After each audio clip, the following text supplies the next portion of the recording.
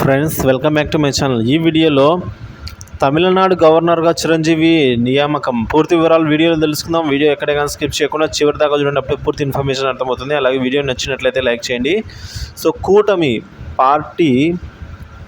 కూటమి పార్టీలైన BJP, TDP, BJP, Janasena పాలు నీళ్ళలాగా కలిసిపోయాయి. ఆ మూడు పార్టీల నేతలు ప్రస్తుతానికైతే చాలా ప్రేమగా ఉంటున్నారు. కేంద్రంలో బీజేపీ, టీడీపీ ఎంపీల అవసరం ఎంతో ఉంది, చాలా ఉంది.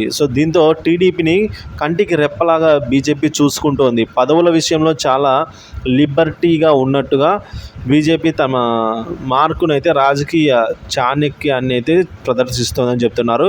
ఈ నేపథ్యంలో టీడీపీకి బీజేపీ మరో ఆఫర్ ఇచ్చినట్టు సమాచారం. టీడీపీ చెప్పిన నాయకుడికి గవర్నర్ పదవి ఇవ్వడానికి కేంద్రంలో అధికారాలు అయితే చెలాయిస్తున్న బీజేపీ ముందుకు వచ్చినట్లు తెలుస్తోంది. ఇందులో భాగంగానే టీడీపీ సీనియర్ నాయకులైన అశోక్ గజపతిరాజు, యనమల రామకృష్ణుడు, వీళ్లతో పాటు మెగాస్టార్ చిరంజీవిలలో ఎవరో ఒకరికి గవర్నర్గా పంపే అవకాశాలు ఉన్నాయని తెలిసింది.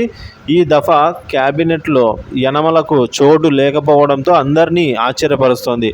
యనమలకు కుమార్తె దివ్య ఎమ్మెల్యేగా ఎన్నికయ్యారు. ఆమె కూడా మంత్రి పదవి ఇవ్వలేదు. దీంతో యనమలకు ఏదో ఒక పదవి ఇస్తారని అయితే ప్రచారం ఊపందుకుంది. అలాగే కేంద్ర మాజీ మంత్రి అశోక్ గజపతిరాజు రాజకీయాల నుంచి తప్పుకున్నారు. ఆయన కుమార్తె అతిథి ఎమ్మెల్యేగా గెలుపొందారు. ఆమెకు కూడా మంత్రి పదవి ఇవ్వలేదు. అలాగే మెగాస్టార్ చిరంజీవికి కూడా రాజకీయాలకు దూరంగా ఉన్నారు. ఈ నేపథ్యంలో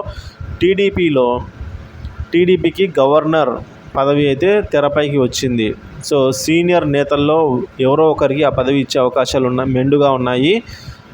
తద్వారా బీజేపీతో అనుబంధాన్ని మరింత దృఢంగా చేసుకోవడానికి చంద్రబాబు ప్రయత్నిస్తారని అయితే అభిప్రాయం వ్యక్తమవుతోంది. ఫ్రెండ్స్.